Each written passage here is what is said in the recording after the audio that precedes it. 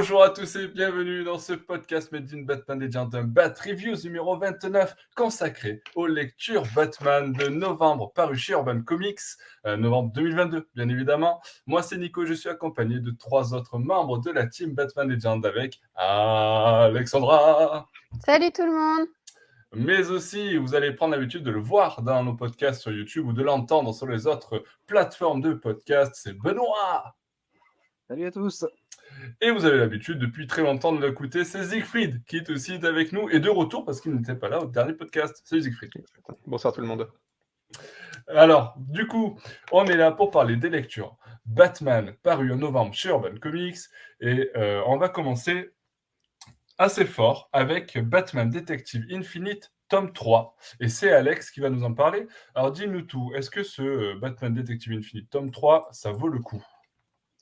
Alors, je vais nuancer. Est-ce que ça vaut le coup ou pas? Encore une fois, c'est une série infinie, donc on est sur un tome 3 et globalement je trouve, sur les tomes Batman et Batman Détective, il y a beaucoup d'informations. Et typiquement, moi, je l'ai lu il y a un mois et j'ai dû me le refeuilleter tout à l'heure parce que j'avais oublié. Alors attention, l'oubli ne veut pas dire t'as que pas marqué. Non, il m'a pas forcément marqué. Il m'a un peu marqué à la lecture. Il y a des trucs qui m'ont un peu intéressée. Donc pour revenir légèrement, on est sur un récit où l'asile d'Arkham est détruit. Et on a un mystérieux homme qui s'appelle Dr. Weir et qui a lancé la tour d'Arkham, qui a pour objectif de traiter en profondeur les méchants. Donc, c'est-à-dire que c'est pas seulement des méchants, c'est des humains qui ont des névroses, qui ont des psychoses et qui peuvent être traités sous couvert d'un médicament, mais c'est un peu flou. Donc, on retrouve un peu la journaliste qu'on a dans la série. Elle est dans les premiers numéros d'Infinite ou elle est dans la série Batman? Je sais plus son nom à la journaliste, je ne sais plus. Mais vous la retrouvez dans ces tomes-là, qui va essayer d'enquêter. Et évidemment, on a la Bat Family qui va être sur le coup, avec Batwoman en contact avec Oracle et aussi Nightwing. Donc Batwoman va s'infiltrer dans la tour d'Arkham pour vraiment comprendre ce qui se passe. Et pour le coup, c'était intéressant l'idée de se dire, c'est pas seulement des méchants, c'est aussi des humains qu'on peut peut-être soigner. J'aime bien l'idée de remettre Batwoman en avant, de la mettre un peu en infiltration, donc on la voit sans le costume et avec le costume, et toujours cette Bat Family que je trouve qui est plutôt bien traitée, ou quand évidemment, sans surprise, ça ne marche pas le traitement, parce que c'est un faux traitement. Donc s'ensuit un peu un événement sur la tour d'Arkham où Nightwing va devoir s'infiltrer parce qu'on y retrouve Huntress dedans. Parce que dans les autres récits, Huntress a été touchée par un mot, donc en fait elle est connectée avec des victimes et elle voit des scènes terrifiantes à chaque fois, donc elle a été mise là-dedans. Donc il y a des choses un peu intéressantes. L'idée que Batman est loin de Gotham, il ne peut pas intervenir, c'est aussi bien, mais globalement, le scénario est un peu faible. Enfin voilà, ça s'oublie vite. C'est beaucoup d'action, c'est très bourrin, et surtout, il y a des sortes d'allers-retours. Typiquement, on nous dit la tour d'Arkham premier jour. Après, on arrive au 18e jour. Après, il y a un aller-retour parce qu'on essaye de nous dire un peu c'est qui Dr. Weir et pourquoi il essaye de lancer la tour d'Arkham. Donc, on a des trucs sur son enfance. Et tu es là en mode j'aurais aimé un peu plus de clarté en fait sur les passages aller et avant. Donc ça, c'était un peu dommage. Donc c'est pas mauvais, mais c'est pas transcendant quoi, globalement. Ouais, vous êtes du même avis les gars, c'est pas c'est pas transcendant, Batman Detective Infinite tome 3.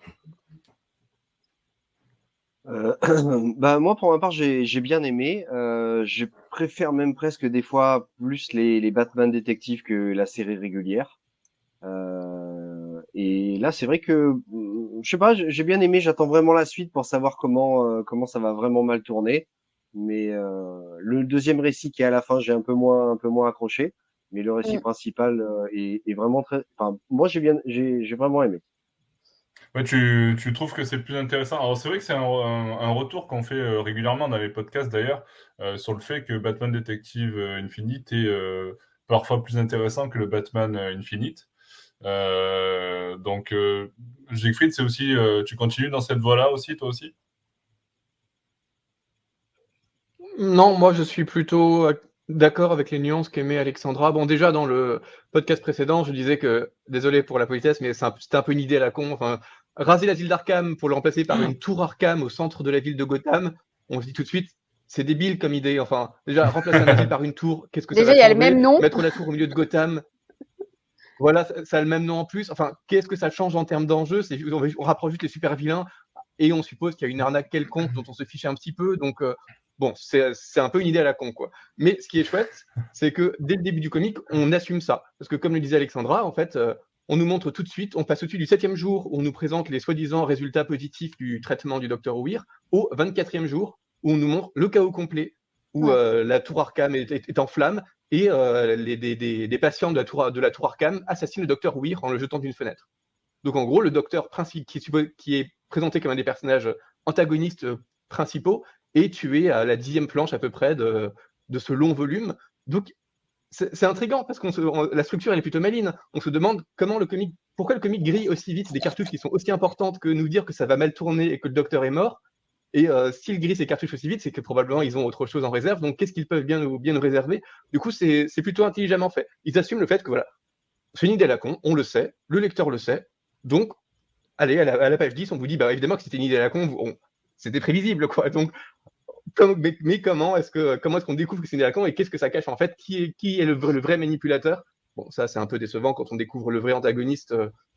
Bon, j'en dis pas plus, mais disons que c'est un personnage qui a été lié à des intrigues extrêmement fortes, y compris des intrigues cosmiques dans l'univers de DC Comics. Donc, c'est un personnage qui a une sacrée importance et qui a été utilisé dans une intrigue qui ne le mérite pas. Donc, c'est un peu décevant. Et globalement, j'ai pensé plus régulièrement à Heroes in Crisis de Tom King, parce qu'il y a quand même cette idée de manipulation émotionnelle des personnes qui fait qu'une personne, un super vilain peut se faire croire à lui-même qu'il est gentil, et du coup, qu'est-ce que ça implique en matière de psyché, quel impact ça peut avoir à la fois sur lui et sur la société qui l'entoure. Donc il y a des pistes qui pourraient être intéressantes psychologiquement, sauf que c'est dessiné d'une façon complètement lambda, et surtout, l'histoire alterne entre des moments où ça se prend plus ou moins au sérieux, et des moments où c'est traité de façon plus comique, où il y a des moments où c'est tourné plus comme une espèce de truc d'action un peu lambda, et du coup, cette difficulté à trouver un ton vraiment sérieux, ça fait que les pistes psychologiques, en fait, c'est juste un prétexte un peu vain.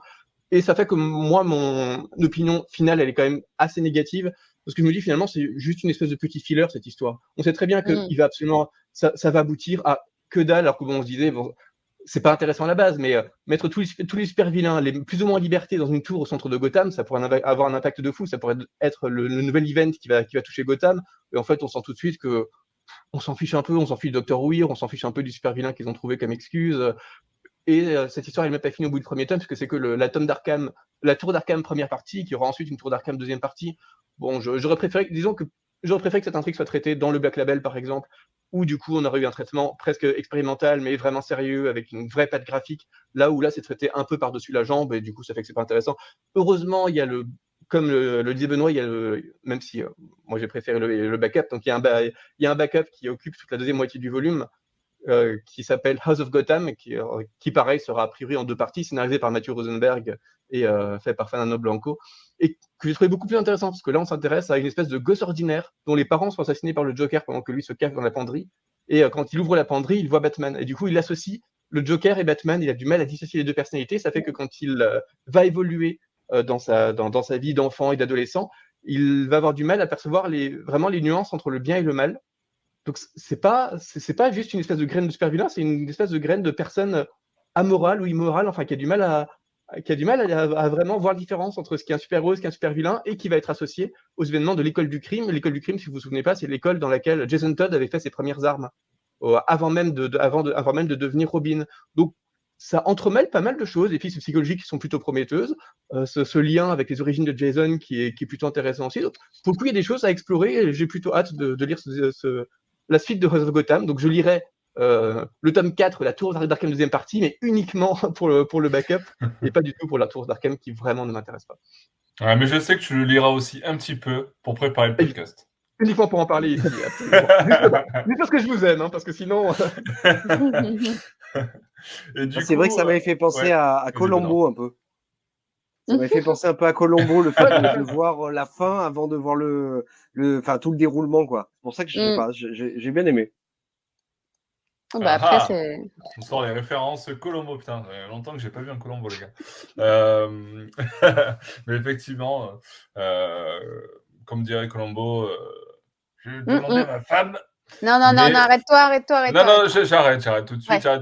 et je bascule sur la nouvelle lecture. C'est pour ça qu'il faut une femme dans ce podcast, il faut l'arrêter, parce qu'il n'y en a aucun des deux autres qui a dit arrête. Les autres, ils allaient me suivre, je suis sûr qu'ils allaient me suivre. On allait avoir une imitation de Siegfried sur Colombo. Je vous le dis. Et du coup, je vous propose d'enchaîner. Trêve de plaisanterie. On revient au sérieux. Et Benoît, puisque Alexandra et Siegfried ont pris pas mal la parole, je vais te la donner pour que tu nous présentes cette fois Batman, le film 1989. C'est signé Denis O'Neill et Jerry Ordway. À toi la parole. Alors, moi, ce récit, je le connais bien parce qu'en fait, j'ai cette édition-là qui était sortie en 89 aux éditions Comics USA. Voilà, c'est vieux. Donc, je pense que ça doit être un de mes premiers comics, en fait. Wow. Donc, d'ailleurs, je crois que c'est sorti en août 89, vous voyez. Donc, ça date. Et bon, après, c'est la retranscription du film, pratiquement à case par case. Donc, si vous n'avez pas vu le film, il est là-dedans. Qui n'a pas vu le film? Alors, si vous n'avez pas vu le film, allez voir le film. N'achetez pas le comics. Allez voir le film. Commencez par là, pour ne pas remplacer le film par le comics. C'est clair. Et si vous avez vu le film et que vous l'aimez bien, vous pouvez le revoir en comics. Voilà. Vous pouvez le lire, du coup. C'est ça, exactement. Ce qui apporte pas grand-chose, parce qu'effectivement, c'est un film. Donc, allez voir le film. Puisque tiré d'un comics, on en a fait un film, et d'un film, on en a fait un comics. Il y a quelque chose quand même de pas cohérent. Mais bon, après, voilà, c'est quelque chose d'assez classique. Les dessins sont vraiment pas moches. C'est assez vieux, ça date de 89.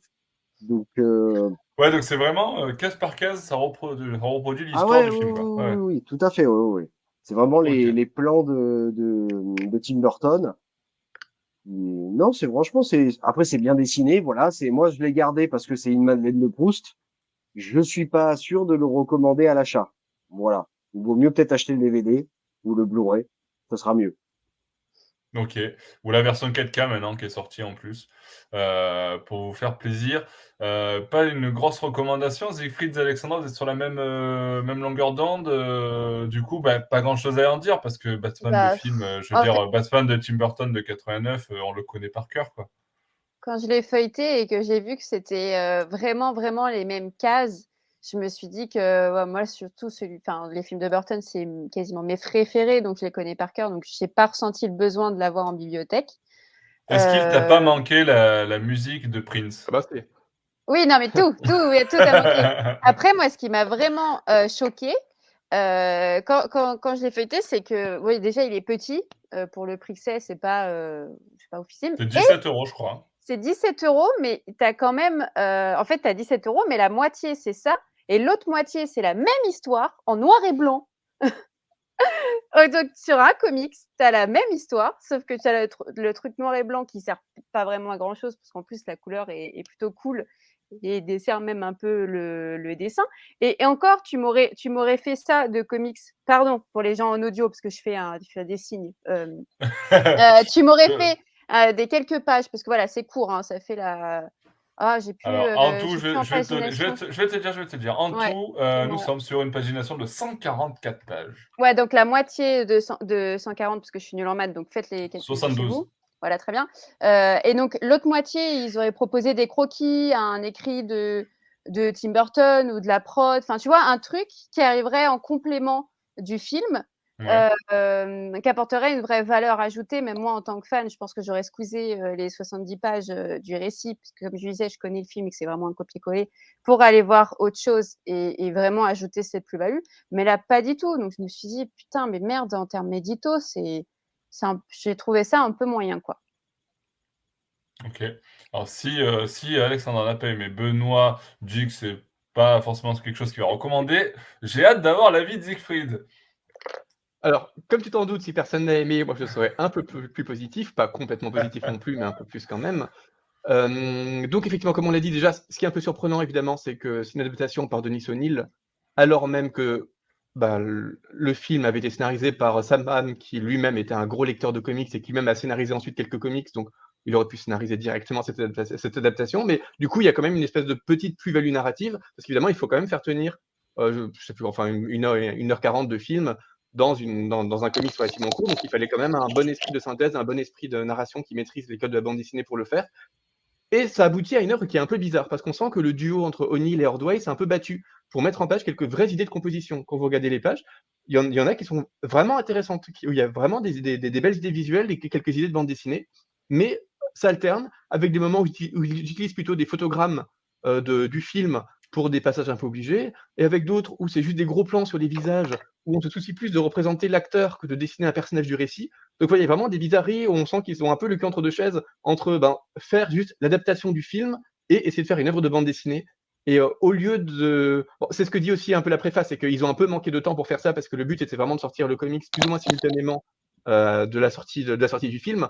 Et donc forcément, ils ne pouvaient pas attendre que le film soit complètement fini pour le faire. Donc ils devaient s'appuyer au fur et à mesure sur des photogrammes et ajuster quand on leur disait ben non, en fait, on a changé ça dans le film. Enfin, du coup, c'est un peu galère comme condition quand même pour réaliser le récit. Et en plus, Jerry Ordway, normalement, aurait dû profiter de l'ancrage de quelqu'un d'autre, mais il a dû le faire lui-même, si je me souviens bien, parce que l'encreur les a abandonnés. Enfin, du coup, il a dû travailler 2 fois plus. Enfin, voilà, c'était vraiment pas des conditions idéales. Donc, ça fait qu'on sent, même à la lecture du comics, qu'ils sont le contre deux chaises entre cette idée de juste faire une pure adaptation et quand même essayer de faire une bande dessinée.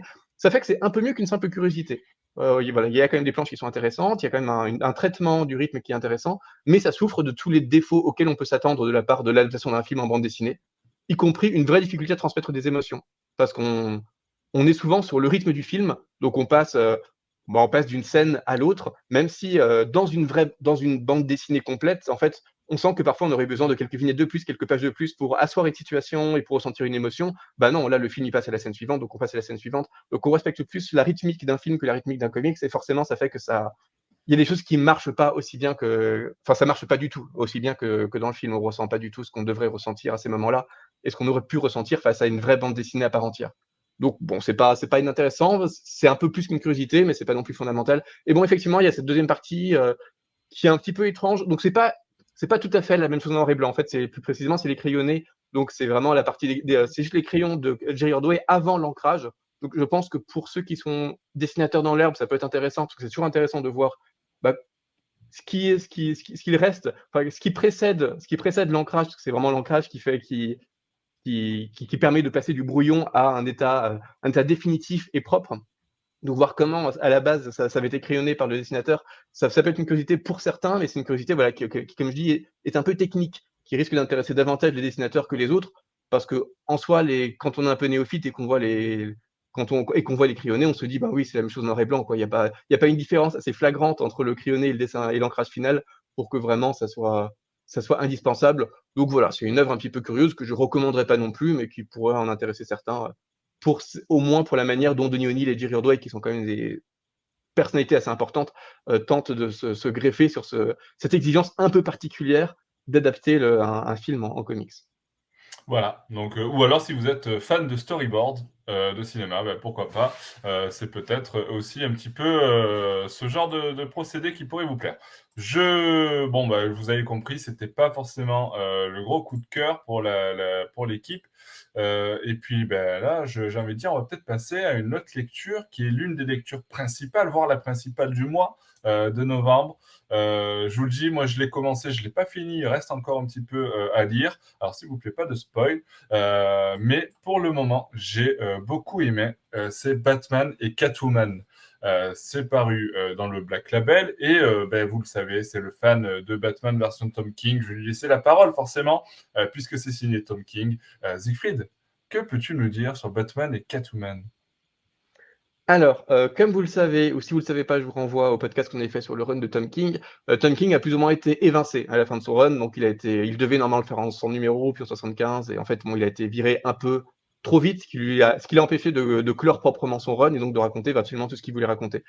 Et on lui a laissé plus ou moins cette porte de sortie, parce que l'une des choses qui a intéressé le plus Tom King, et ça on le voit clairement lorsqu'on lit son run, c'est la relation entre Batman et Catwoman, et il a fait quelques planches, voire quelques récits qui sont absolument magnifiques sur le sujet. Et donc il voulait vraiment clore cette aventure, et donc lui donner cette possibilité de le faire dans un récit à part entière du Black Label, qui est donc à la fois la suite de son run de Batman et quelque chose qui est hors continuité. Donc ça lui permet, lui, Oui, de c'est tenir sur assez, assez spécial, hein. J'ai été très surpris au début de voir dans quelle continuité on se plaçait, en fait. Ouais, du coup, c'est vraiment Enfin, intéressant. quand je dis continuité, c'est temporellement, quoi. Ouais. Mais voilà, du coup, ça lui permet de se placer vraiment après sa propre continuité, donc de poursuivre son récit, mais en même temps, ça n'a pas vocation à avoir le moindre impact sur la continuité principale publiée dans les Batman Infinite, etc. Donc c'est plutôt un bon parti pris. Et effectivement, on sent qu'il en profite très longuement pour vraiment raconter l'histoire qu'il veut raconter sur cette espèce qui, du coup, est un peu une terre parallèle où Batman finit par épouser Catwoman et par mourir de vieillesse. C'est pas un spoil, hein, c'est vraiment littéralement le début de l'aventure, mais en fait, il va quand même apparaître pendant tout le récit parce que, comme on s'en doute avec Tom King, en fait, il y a un jeu de saut temporel qui est constant et parfois il y en a plusieurs dans la même planche. Enfin, ça peut être. Si vous n'aimez pas le style de Tom King, ne lisez surtout pas ça. On peut vraiment se perdre parfois à ne plus savoir exactement à quelle époque on est, avec quel personnage on est, ce qui est très chouette pour ceux qui aiment cette espèce de littérature un peu cérébrale, mais ce qui peut perdre ceux qui préfèrent des histoires un peu plus simples. Donc ça veut être le comic définitif sur la relation entre Batman et Catwoman. Il faut dire qu'il n'y a pas eu tant de comics que ça sur cette relation spécifiquement. Et bon, bah, jusqu'ici, les comics définitifs sur la relation entre Batman et Catwoman, c'était déjà le run de Tom King. Plus précisément, je dirais que si vous aimez cette relation, il y avait cet album qui était super, que j'avais déjà recommandé dans les recommandations de Noël, je crois, qui s'appelait Batman Catwoman The Wedding Album, qui compilait juste les pages du run de Tom King qui parlait de la relation entre Batman et Catwoman. Et c'était un superbe condensé de tout ce qu'il y avait de romantique, mais aussi de difficile, enfin de toutes les questions intéressantes que pouvait poser leur relation. C'est dessiné par Clayman. Donc, Clayman, c'est celui qui avait notamment dessiné Heroes in Crisis. C'est un dessinateur qui est apprécié, mais pour lequel j'ai assez peu d'affection. C'est un dessinateur qui est très propre, qui dessine très bien les musculatures, mais qui a aussi une tendance à l'hypersexualisation des formes féminines, qui est parfois vraiment très gênante. Et là, disons que ce qui est intéressant dans le traitement de cette relation par Tom King, c'est qu'il veut aussi montrer à quel point la relation entre Batman et Catwoman est sensuelle, voire sexuelle. Et il y a une volonté d'être explicite là-dedans qui est assez chouette parce que finalement, c'est beau de voir ces gens qui s'aiment, qui s'embrassent, y compris sexuellement. Et enfin, c'est à la fois réaliste et ça ajoute quelque chose d'assez émouvant à la relation parce qu'on sent qu'on voit vraiment toutes les dimensions de leur relation et ça, c'est plutôt beau. Le problème étant que voilà, bon, Clayman ne peut pas s'empêcher de faire du Clayman et même quand Catwoman dort toute seule, il faut que ça soit en nuisette, en montrant les 3/4 de ses seins. Enfin, c'est un peu pathétique, c'est assez vulgaire et c'est un peu dommage. Mais voilà, c'est pas complètement raté, c'est pas complètement hors de propos pendant tout le récit, donc on peut quand même apprécier, mais voilà, il y a quand même ces quelques occasions où je trouve que c'était un peu en trop. Étonnamment, pendant 3 numéros, il est remplacé par Liam Sharp, qui a notamment dessiné des choses pour Grant Morrison et qui a un style totalement différent de Clayman, qui est pour le coup un style très sale. Parfois, il a même des planches qui peuvent ressembler à celles de Bill Sienkiewicz, donc qui empruntent un peu au style pictural de Bacon, donc des choses un peu organiques, organiques dans un sens pratiquement surréaliste, assez sales, qui sont pas toujours belles, mais qui de temps en temps sont vraiment réussies. Mais voilà, c'est un style qui est totalement différent de la propreté sexuelle de Clayman. Donc c'est un peu étrange d'avoir cette alternance. Mais bon, c'est pas mal. Ce qui est intéressant donc surtout, c'est que Catwoman, elle est assez superbement écrite. C'est un personnage qui est à la fois brisé et qui est fort, enfin dont on sent que elle en a quand même bavé pour se construire et se construire parfois en opposition aux autres, parfois dans une espèce de cynisme, mais qui l'empêche pas de s'attacher aux autres. Enfin, on sent que c'est vraiment un personnage. Et du coup, on voit aussi pourquoi elle peut attirer et fasciner Batman. Et en fait, on comprend pourquoi chacun des deux peut à la fois admirer et à la fois craindre l'autre. Et c'est assez fort de parvenir à ressentir ça. Bon, après, comme l'histoire est assez longue, ça peut aller assez loin, y compris dans des dimensions un peu déplaisantes. Je trouve qu'on finit par accentuer un peu trop le côté garce, j'ai envie de dire, de Catwoman. Voilà, le Oui, côté. d'ailleurs, je te coupe rapidement, mais Ouais, tu dis que c'est lent. Effectivement, ça fait plus de 440 pages. Ouais, pour la ouais, petite tout à fait. précision. Donc, on finit par, à force de vouloir l'écrire dans cette revendication d'indépendance du personnage qui est effectivement constitutive du personnage et qui est assez chouette, on finit par la rendre un peu garce par moment, un petit peu trop. On comprend, hein, mais du coup, ça peut être aussi au détriment de l'émotion et ça, c'est dommage parce que ce que j'aime chez Tom King, c'est justement que même si sa construction est toujours très cérébrale, il parvient toujours à faire ressentir des choses qui sont vraiment très belles. Et là, parfois, il est un peu tenté par la surécriture, de même que il y a une chose que Tom King aime beaucoup, c'est justement montrer le plus mauvais côté des personnages, mais justement pour que ensuite on puisse avoir une réconciliation avec le lecteur où on comprend pourquoi le personnage a été aussi mauvais et quand le personnage commence à revoir un peu le soleil, on peut vraiment être ému. Ça, c'est quelque chose qui est constant dans l'écriture de Tom King, dans l'ensemble de son œuvre et qui est toujours très beau. Et le problème, c'est que ce que tu disais, comme l'histoire elle fait plus de 400 pages, là, ça arrive régulièrement en fait.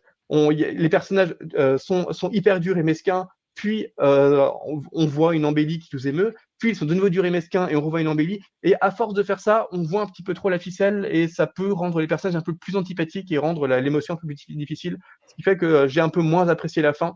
Mais même si voilà, globalement, disons que les 3 premiers quarts, j'ai trouvé ça extrêmement virtuose. Le soin entre les époques, la manière de faire ressentir l'émotion. Il y a même quelques fois où j'ai eu un peu les larmes aux yeux parce que bon, c'est quand même Batman et Catwoman. C'est pas rien en termes de puissance dans l'imaginaire de montrer une vraie histoire d'amour avec Batman et y compris jusqu'à la mort de Batman. Et on s'inspire un peu de l'ancienne Terre 2, donc où ils ont une fille qui a un rôle un peu secondaire.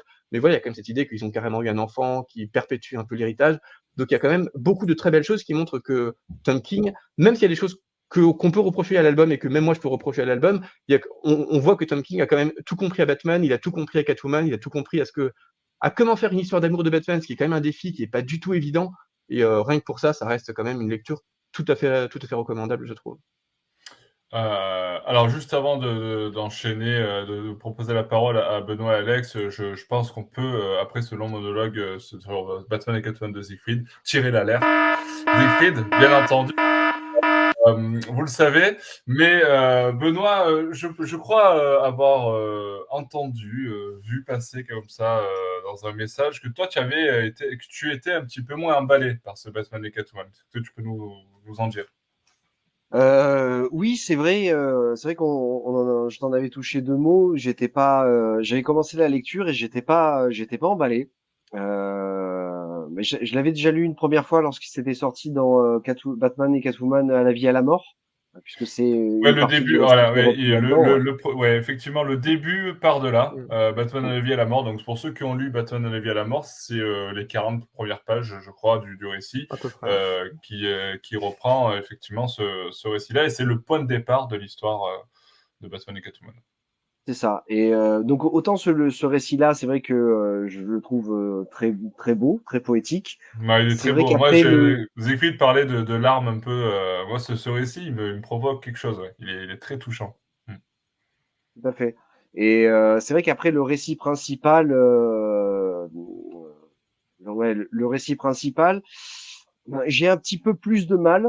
Autant c'est vrai que quand j'ai fini le volume entier, je me suis dit, j'ai quand même pris une claque parce que j'ai quand même bien apprécié. C'est vrai qu'après le récit principal, il est quand même assez difficile à suivre des fois, avec les allers-retours. Il peut y avoir 2 ou 3 périodes dans la même page.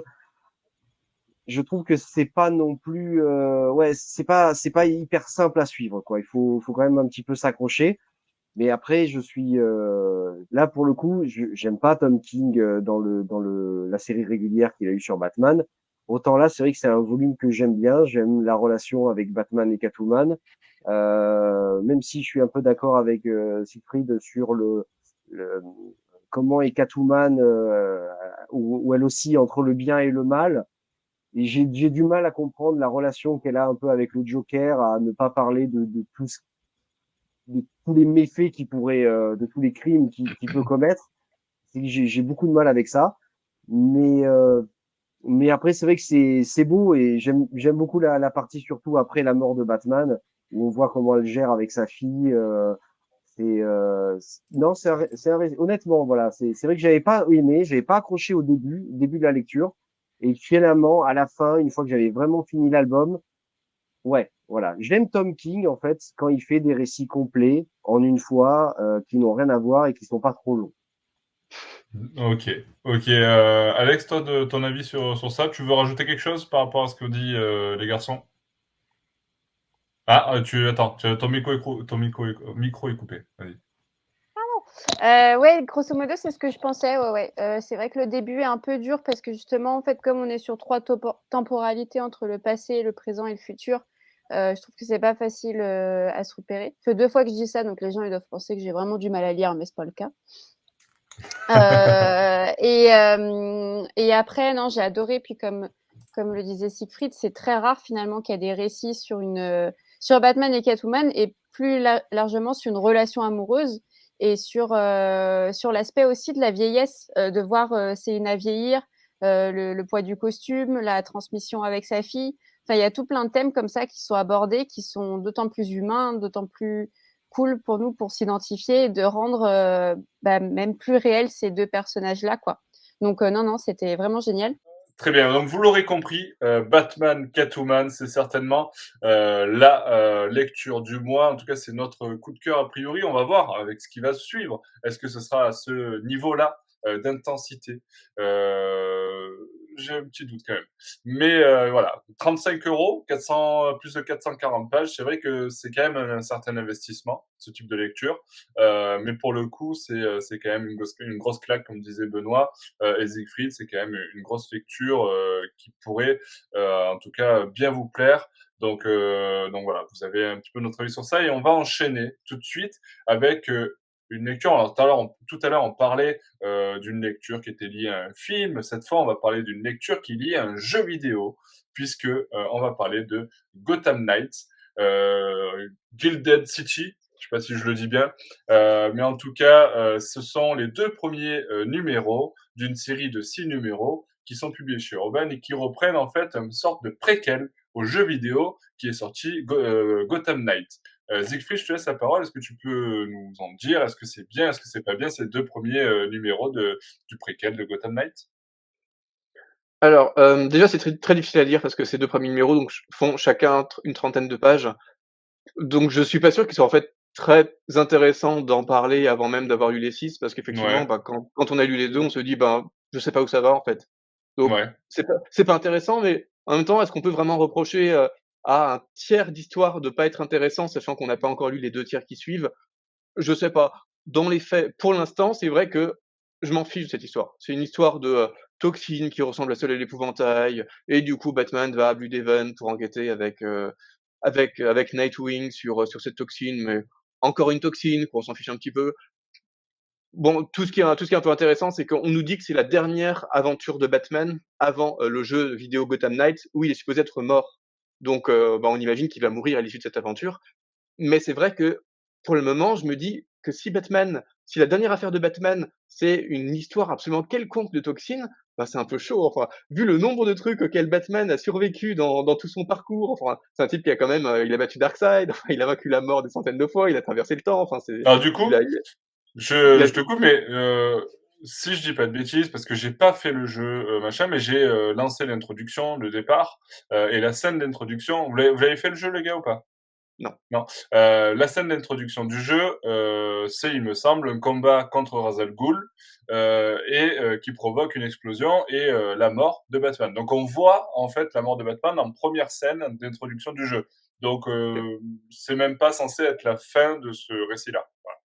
Bah, ouais, peut-être qu'à la fin de cette histoire, on va comprendre que c'est Raz qui tire les ficelles du coup, enfin, Ouais, j'imagine. Mais voilà, j'imagine du coup. Ouais. c'est supposé comme être la dernière affaire de Batman. C'est vrai que pour une dernière affaire de Batman, ben, elle est d'un manque d'intérêt qui est assez criant et qui est pas du tout digne de, l'ultime enquête du grand détective. Donc on va voir comment ça évolue, mais enfin, on a quand même un tiers de l'enquête. On imagine que les 2 derniers tiers le dernier tiers, ça sera plutôt des combats, donc il reste globalement qu'un tiers pour vraiment asseoir l'histoire et pour l'instant, c'est pas très intéressant. D'autant qu'il y a cette espèce de jeu de temporalité où en fait on essaie de nous suggérer que la crise qui arrive, la crise de toxine qui arrive à Gotham actuellement serait liée à des événements qui ont eu lieu en 1847.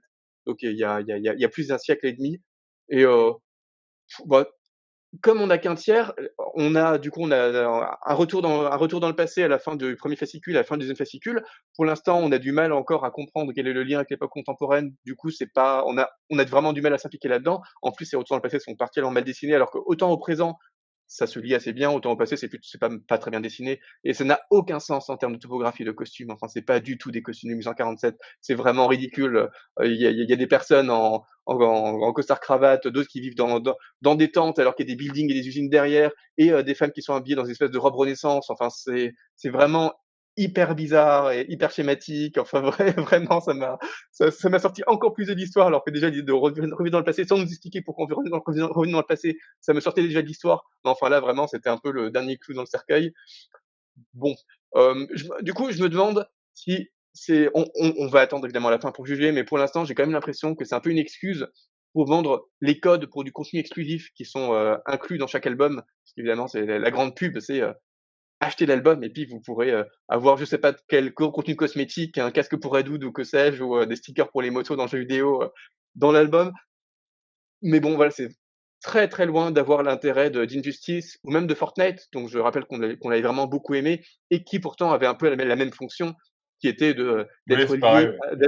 d'être lié à des jeux vidéo et de contenir des codes exclusifs, mais où il y avait une ambition qui était vraiment surprenante et qui en faisait des comics dignes d'intérêt, même pour ceux qui s'intéressaient pas aux jeux vidéo. Là, si vous vous intéressez pas aux jeux vidéo, même si vous vous intéressez aux jeux vidéo, je vois pas trop l'intérêt, mais si vous vous intéressez pas aux jeux vidéo, pourquoi dire ça? Enfin, il y a tellement mieux. Donc, on va attendre la fin, mais pour l'instant, c'est vraiment, ça vaut vraiment pas le coup.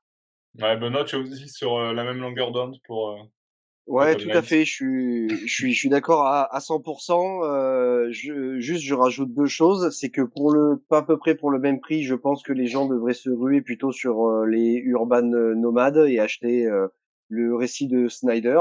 Voilà, je veux dire, pour le même prix, il vaut mieux. Euh, et deuxièmement, je trouve que l'encart avec le prix, on peut Ouais. pas l'enlever. Ouais, C'est pas un sticker qui est collé. Donc en plus, vous achetez une BD avec une superbe couverture de Capullo et vous pouvez pas enlever ce prix dégueulasse qu'il y a dessus.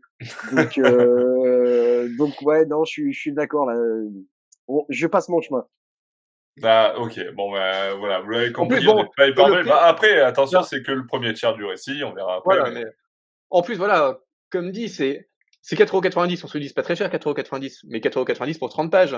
Sachant qu'il va falloir multiplier par 6. Donc, au final, vous en aurez pour une trentaine d'euros. Ah, pour une trentaine d'euros, autant acheter un vrai volume urbain, un vrai beau volume urbain, ou, comme le disait Benoît, autant acheter 6 Urban Nomades. Enfin, ça a pas de sens. Mais il faut pas se faire avoir par 4,90 €, c'est pas cher. Bah, si, c'est super cher pour une trentaine de pages, à ce point quelconque pour l'instant, quoi. bien sûr. On rappelle que Batman et Catwoman n'est qu'à 35 € pour 440 pages. Voilà.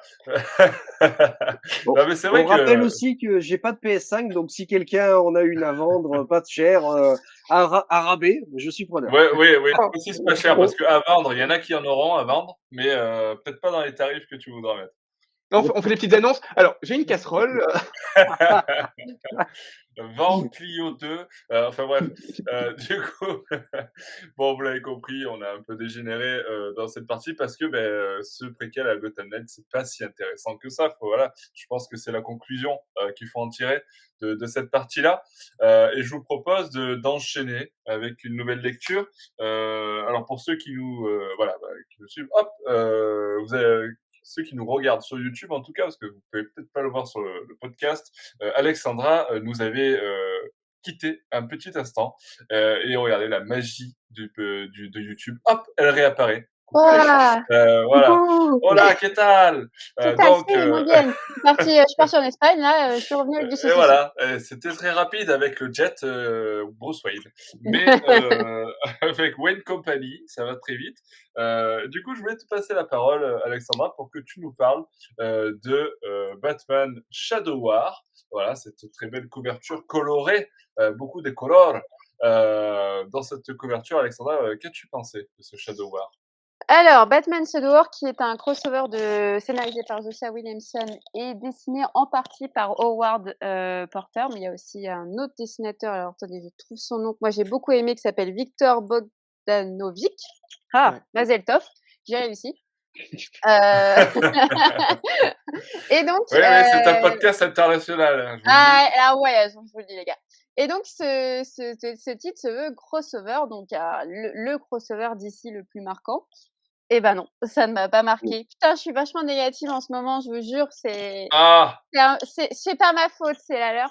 Mais et donc il y a vraiment des bons trucs pour resituer. On est tout de suite on est à la suite de Robin Infinite avec ses 3 premiers tomes où Robin s'est rapproché de sa mère, Talia al Ghul. Il a fait un combat où il a pu rencontrer d'autres jeunes, dont Ravageur, qui est la fille de Deathstroke. Il est aussi proche de son père Ra's al Ghul. Et dans ce titre-là, Ra's al Ghul a réfléchi, on comprend pas trop pourquoi, au tout début du récit. Il se dit, voilà, on va faire une allocution publique pour donner leur secret, donc le secret de la longévité de cette famille-là avec Talia. Et il se fait assassiner, en tout cas c'est ce qu'on prétend, par Deathstroke qui est tout de suite visible. Et Talia, pour se venger, va mener une quête pour tuer Deathstroke et toute sa bande. Donc ça va emmener un peu une guerre des ombres, parce que Deathstroke n'est pas solitaire. Il a lui aussi une Bat Family, tout plein d'amis un peu disséminés partout. Une Death Family. Une Deathman Family et Talia est complètement omnibulée par la vengeance. Alors évidemment, on est sur deux axes, donc la guerre que va mener Talia avec ses sbires et par rapport aux sbires de Deathstroke, et aussi Damian Wayne qui va lui tout de suite se venger en se disant mon grand-père est mort, oh mon Dieu, je l'aimais vraiment trop, papy, il faut que je le venge. Mais son père va se croiser la route, parce qu'évidemment Batman, pour lui, il faut pas tout de suite juger. Il va mener une enquête. Il va croiser Damian. Il va lui dire finalement c'est peut-être pas lui. Il y a un imposteur qui se cache parmi tout ça.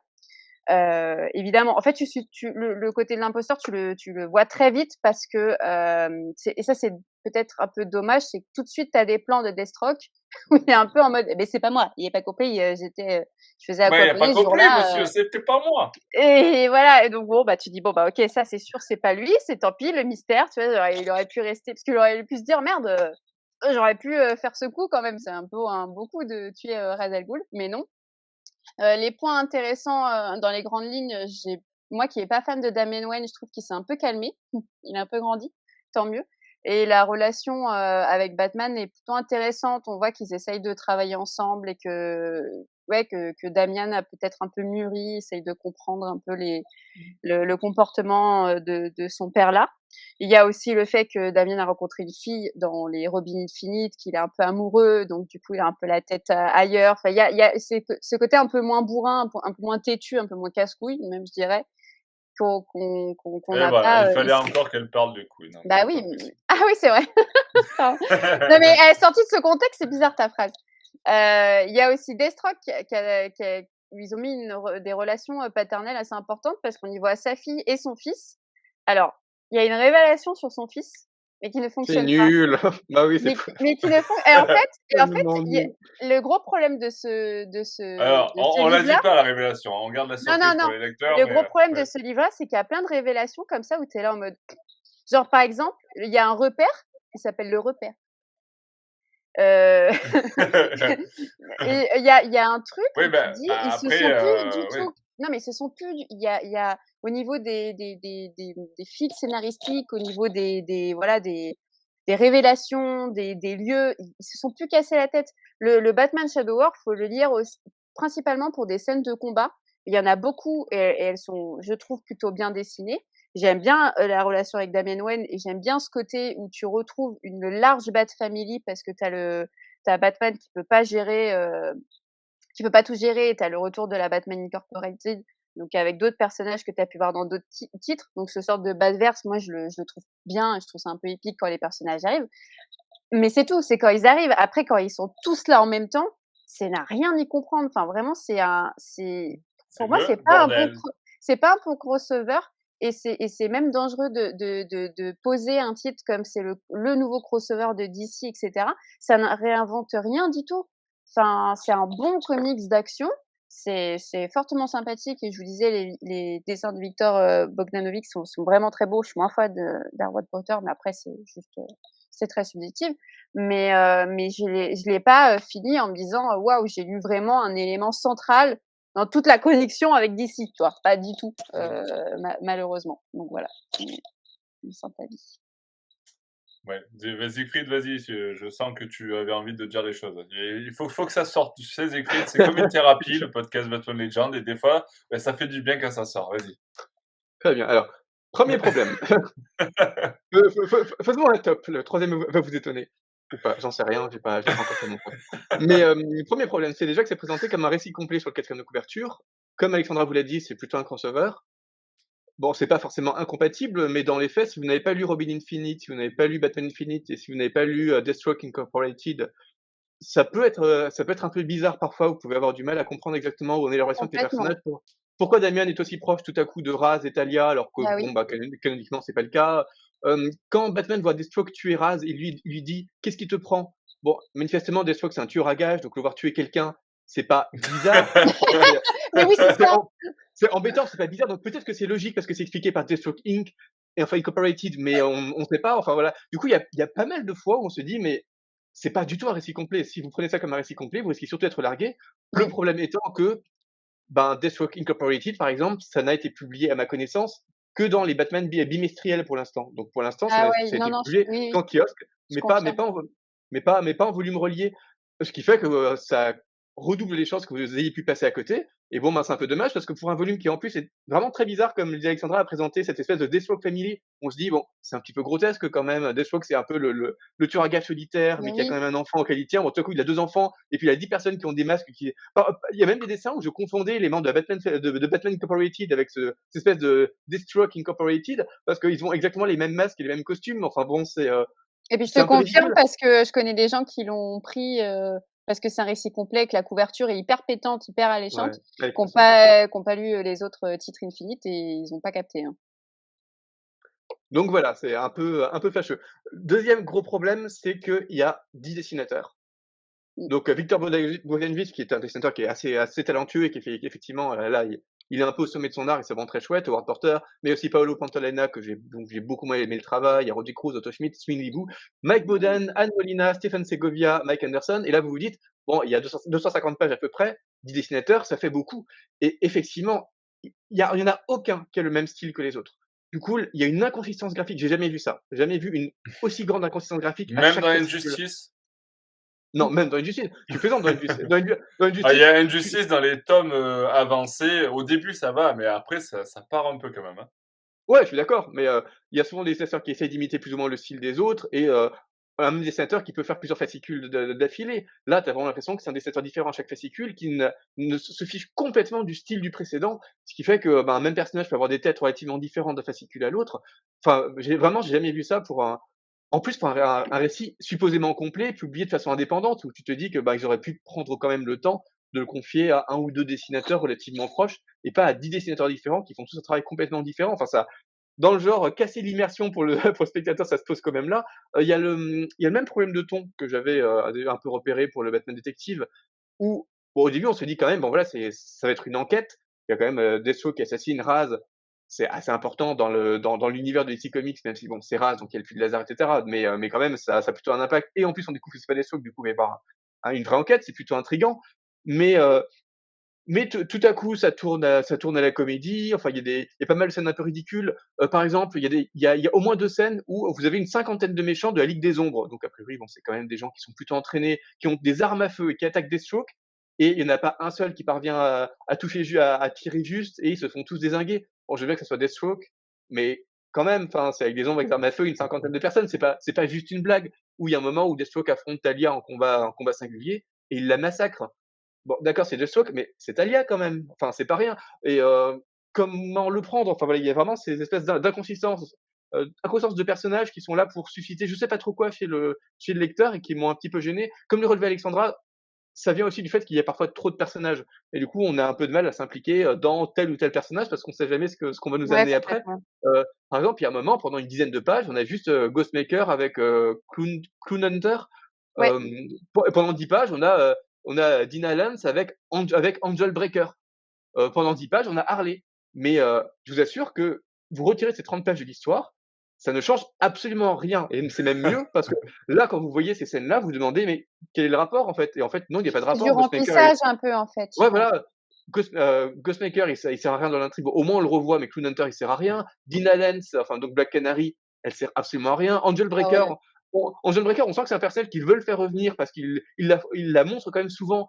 Mais bon, en fait, c'est une espèce de sous-fifre de Talia Bis qui a pas de personnalité, donc pourquoi est-ce qu'on voudrait la revoir? Je sais pas trop, mais on sent qu'ils essaient de l'imposer un peu au forceps. Black Heu Canary, j'ai vraiment pas compris sa place. Ouais, voilà. Oh! Harley, elle rencontre simplement aucun des personnages de l'histoire principale. Donc c'est vraiment, on se demande ce qu'elle fait là. Enfin, vraiment, c'est vraiment hyper bizarre. Il y a des clichés partout. Enfin, vous avez même une scène où Damian semble assassiner. On a l'impression qu'il y a un coup de poing qui lui perfore le ventre. Et en fait, à la case d'après, littéralement, donc 2 secondes après, il est en pleine forme et il se bat avec encore plus de vigueur qu'avant. Bon, il faut savoir ce que vous cherchez à dessiner, mais là, clairement, il y a des gens qui savaient pas trop ce qu'ils dessinaient. Enfin, c'est vraiment bizarre. Enfin, pour moi, c'est vraiment médiocre. Il y a un seul truc que je sauverais un peu, mais qui sauve pas du tout l'album, c'est les scènes entre Batman et Talia al Ghul. Parce que, enfin, c'est une histoire d'amour que j'ai toujours trouvé plutôt chouette parce qu'elle est enfin, c'est une histoire d'amour qui est évidemment hyper complexe. Talia, c'est même pas Catwoman. Talia, c'est vraiment une espèce d'incarnation d'une espèce de mal de mal un peu pur dont on sait très bien que elle ne cherche pas du tout la moindre rédemption et qu'elle ne cherchera jamais la moindre rédemption. Et quand même, il y a cette fascination réciproque entre Batman et Talia. Et puis j'adore le fait que Talia appelle Batman mon bien-aimé. Enfin, que malgré les années, les combats, tout ce qui les sépare, elle continue d'avoir ce vrai amour pur pour lui. Et il y a même une scène de baiser entre les deux qui est clairement la scène la mieux écrite du volume parce qu'il y a plein de moments qui sont hyper mal écrits dans ce volume. Et pourtant, il y a ce moment qui est assez romantique, qui est assez joliment écrit, assez juste. J'ai trouvé ça assez fou, parce que ça correspondait pas du tout aux standards d'écriture auxquels nous avait habitué le reste de l'album. Mais bon, voilà, si Bon, on est d'accord que ça suffit pas pour l'air de voilà, Siegfried, hein. vous allez pas vous faire farcir tout ça juste pour cette jolie scène-là. Donc à la rigueur, prenez le volume, feuilletez juste ces 3-4 pages-là et ça sera chouette. Vous en retirez quelque chose, mais évitez de diluer cette jolie scène dans les 250 pages de reste qui est vraiment un foutoir sans aucun intérêt. Ah oui, quand même, j'ajouterais, désolé pour le monologue, mais il y a quand même cette histoire de qui est le faux Deathstroke, qui a tué Raz. Donc évidemment, je vais pas le spoiler ici, mais disons que c'est hyper mal fait dans le sens où quand vous découvrez qui est le super vilain, donc soit c'est un twist qui sera hyper prévisible pour les gens qui connaissent le super vilain, parce qu'en fait on laisse des indices au début qui font que si vous connaissez le super vilain, vous allez tout de suite connecter les indices et du coup vous demandez comment Batman ne devine pas tout de suite. Si vous ne connaissez pas le super vilain, vous vous en fichez complètement de la révélation. Le twist n'a absolument aucun intérêt parce que ben, vous le connaissez pas en fait, donc il n'y a, pas de- y a pas de surprise. C'est vraiment vous dire après 250 pages, ah, en fait le méchant c'était un tel. D'accord, je le connais pas. C'est supposé être un twist, c'est supposé être une surprise. C'est quoi en fait Qu'est-ce que je suis supposé ressentir devant toi, album? Et voilà. Enfin, du coup, dans les deux cas, c'est hilarant dans le mauvais sens du terme, soit parce qu'on se demande comment Batman ne devine pas un truc qui est supposé être évident pour lui, qui est quand même supposé connaître un peu le modus operandi des différents super vilains de son univers, soit parce que ça marche terriblement pas sur le lecteur, qui se contrefile cette révélation. Enfin voilà, bref, c'est vraiment un truc qui ne marche, à aucun niveau et poubelle, désolé, mais Poubelle. Benoît, je sais que tu en as fait, on peut retrouver ta review écrite sur batmanlegend.com, mais tu peux profiter du podcast pour en parler. Je sais que certains auditeurs ne regardent pas forcément toutes les reviews qu'on rédige sur le site, donc tu peux aussi donner ton avis sur le récit. Bah, ils ont qu'à aller lire la review. Non, je déconne. Voilà, allez lire la review. Fin de ce podcast. Moi, je suis d'accord avec Alexandra et Siegfried. Je rajouterai juste une chose. Moi, ce qui m'a vraiment marqué dans ce récit, c'est j'ai de la peine pour Damian. C'est quelque chose que j'ai écrit dans la review, mais j'ai vraiment de la peine pour lui, quoi. Où dans les premières pages, on voit Batman qui lui dit si j'avais été là, Alfred serait encore vivant, quoi. Il se prend une tarte dans la gueule, ce pauvre Damian. J'ai là vraiment de la peine pour lui. Voilà, je peux pas supporter la relation qu'ils ont ensemble. C'est vraiment faut arrêter de lui donner des enfants à Bruce Wayne. Hein. Il est pas fait pour être père. Voilà, faut arrêter à ça. Euh, faut stop. Et je suis désolé, mais Batman, non, il avait Catwoman. Non, pas Talia. Non. Non, voilà. Non, mais après, je suis d'accord. C'est vraiment pas un récit qui a marqué dans les annales. Ouais, passez Donc tu votre restes chemin. La bloqué, seule, Benoît, en fait, hein. C'est juste Catwoman, pas Talia et Batman sans enfant, d'accord? ouais. C'est ça? Non, mais pas. Il est pas fait pour être père. Là, Mais non, mais dans ce justement truc-là, quand on le voit, il est pas fait pour justement, ça. il est pas trop père là. Enfin, c'est ce que je Ah disais. Je non. trouve que Damian a grandi, qu'il arrive Mm. à comprendre en fait les actions qu'a pu faire Batman parce que lui aussi se rend compte qu'il est dans ce monde-là un peu héroïque avec les méchants et aussi avoir une copine qui est une héroïne ou pas. Et donc j'ai l'impression qu'il y a une sorte de pardon. Il lui pardonne et il essaye d'avancer et de se dire bon bah finalement on fait l'enquête ensemble. Et comme Et comme je peux aussi bien gérer, tu me laisses, on va faire à ma manière. Il y a une case, il y a ça où on disait, ça va pas être comme toi tu veux le faire, ça va être à ma manière et Batman dit: «Oui». Oh, je sais pas si je me rappelle plus s'il dit: «Oui», mais en tout cas, il a hoché la tête, donc on va prendre ça Oui, pour un oui. «oui», tu vois, venant de Batman. Oui, oui, Et C'est un j'ai signe trouvé ça assez ostentatoire. j'ai trouvé ça oui. cool que qu'il soit pas encore dans cet éternel discours de, «Non, I am Batman, je suis le plus fort et c'est moi qui décide», tu vois? Il y a je trouve que c'est l'évolution et le côté positif de ce comics-là, pour moi. Ah, tu imites Mmh. bien Batman, tu peux Tu as refaire vu? Batman? Ouais. I am Batman.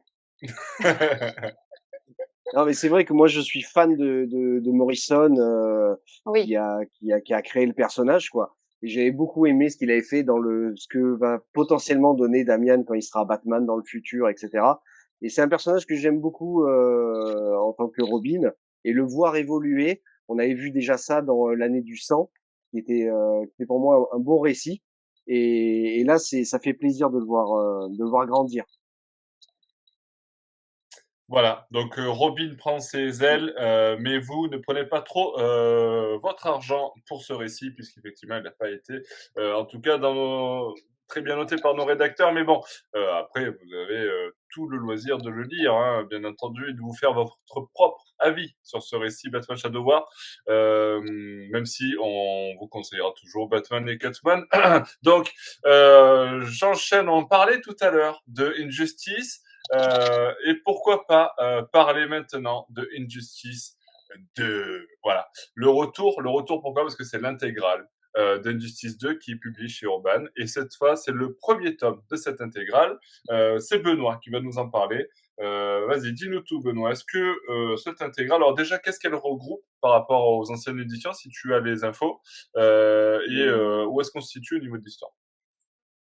Alors au niveau de l'histoire, ça se passe après le jeu vidéo. Alors moi, j'ai honnêtement, j'ai lu les bandes dessinées, mais je n'ai pas joué aux jeux vidéo. Donc j'ai simplement eu un résumé du jeu. Mais donc ça se passe après, où Après le Batman a premier gagné. Injustice. C'est ça. Après que Batman ait gagné face à Superman et qu'il ait triomphé. Et en fait, ça va raconter tout ce qui va se passer après, tous les enjeux politiques, économiques, écologiques qui vont ressortir et comment la place vacante de Superman, comment les vilains ou les héros vont essayer de combler cette place vacante là. Donc c'est intéressant. Moi, j'avais beaucoup aimé la première partie. Alors, je sais pas exactement ce que ça regroupe en termes de publication sur Ouais. l'ensemble des volumes qui ont été pré-publiés. Voilà, ça Euh, va jusqu'au 14, jusqu'au numéro 14. Donc, j'imagine que ça doit représenter quoi, 2, 3 volumes de Injustice je crois 2? Non? Je sais pas, 2 qu'il y en volumes aura, peut-être? je crois qu'il y en aura 3. Ouais, donc ça doit Ou- représenter 2 volumes. Il me semble qu'Injustice 2, c'est 6 tomes. Je sais plus si vous avez les infos, les gars.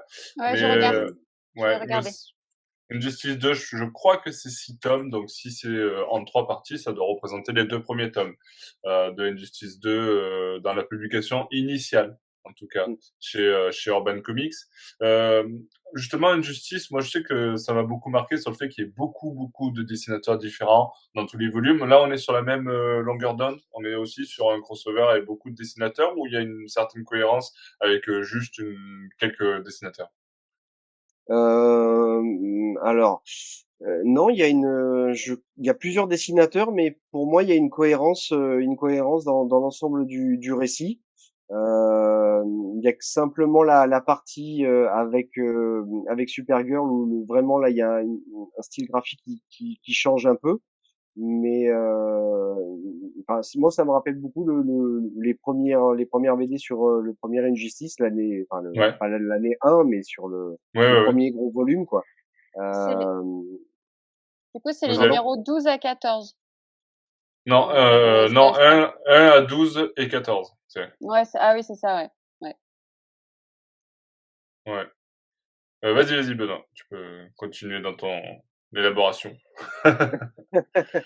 Non, non, après tout ce que je voulais dire, moi ce qui m'a intéressé dans le récit, c'est simplement en fait voilà comment ils vont gérer sans forcément que ça soit en eux-mêmes à la fois des super-héros mais à la fois des humains, comment ils vont gérer le fait de pallier au fait que c'était le plus grand d'entre eux qui a commis des crimes, qui a été un dictateur. Comment derrière ils vont réussir à gérer, à remonter des gouvernements, à remonter tout un système et empêcher ceux qui veulent prendre la place, malheureusement.